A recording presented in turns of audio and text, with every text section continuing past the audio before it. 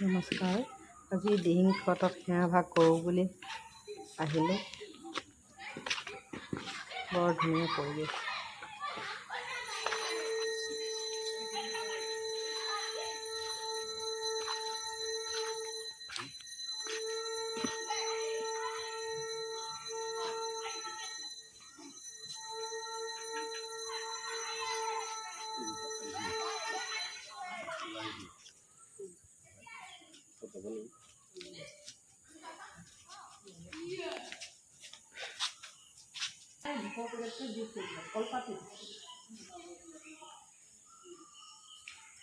এই ভিডিঅ'টো ফাটি গৈছে,